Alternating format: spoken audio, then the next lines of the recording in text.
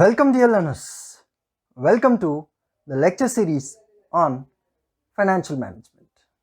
Dear learners, today we will discuss the most important concept, that is time value of money. Dear learners, conceptually, time value of money means that the value of unit of money is different in different time periods. The value of sum of money received today is more than its value received after some time, in other words. Now, in other words, the present worth of a rupee received after some time will be less than a rupee received today. Dear learners, the time value of money concept is also referred as time perspective or time preference for money. There is another word which can also be used. It is time value of money is also called as time preference for money. Now, there are two techniques of time value of money. One is the compounding technique, what we call it is calculation of future value. The next technique is discounting technique, what we call it as calculation of the present value. Let us see each of these techniques individually. Now let us discuss the compounding technique first. By the compounding technique, we mean that interest is compounded when the amount earned on initial deposit, principal amount, becomes part of the principal at the end of the first compounding period. So the term principal here refers to the amount of money on which interest is received. So how it is calculated? The formula or the equation for calculating a compounding interest is A is equals to P into 1 plus I to the power of n, where P is the principal amount, I is the rate of interest, n is number of years, and A is annual amount at the end of the period. So to understand this compounding technique, let us discuss an example. Here is the example. So invested sum of rupees is 1000 in a bank at 5% interest. What is the value of money at the end of first year and second year? So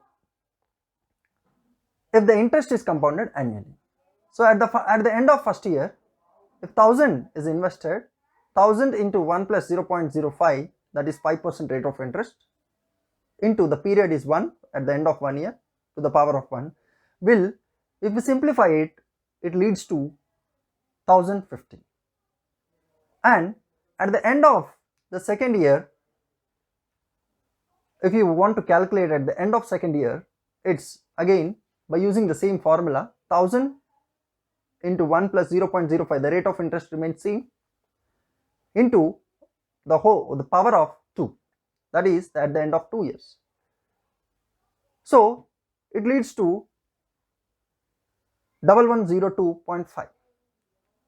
And you can, dear learners, you can, in this way you can calculate for third year, fourth year, any to the nth year.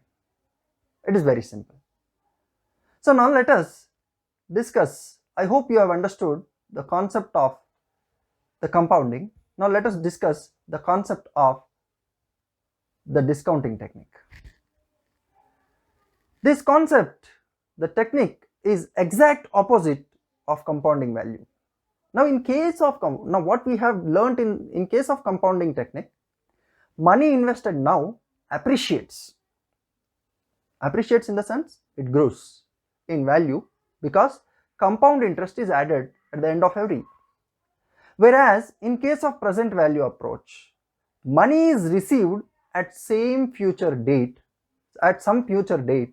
and will be worthless because the corresponding interest is lost during the period.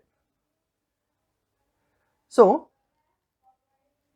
because money is received at some future date, and because of this reason the corresponding interest rate is lost during the period. In other words, let me put it in this way: the present value of a rupee that will be received in the future will be less than the value of rupee in hand today. Assuming that the decision maker has lost the opportunity of earning return, this return is also called as discounting rate, cost of capital, opportunity cost, or cutoff rate. So there are various names for this concept called, you can also name it as discounting rate, cost of capital, opportunity cost, and cutoff rate. So let us discuss the formula. It is P is equals to A divided by 1 plus I to the power of n. So where P is equals to the present value, I is equals to discount rate, and n is equals to number of years, and A is equals to cash flows at the end. So dear learners, I hope you understood the concept of time value of money, the compounding technique, and discounting techniques. If you still have any doubts, you can clarify it by commenting in the comment box. Last but not the least, don't forget to subscribe Ashvi Management Classes and press the bell icon, which will enable you to receive the notifications whenever a new lecture is released. We will be coming up with next lecture. Till then, good day, goodbye.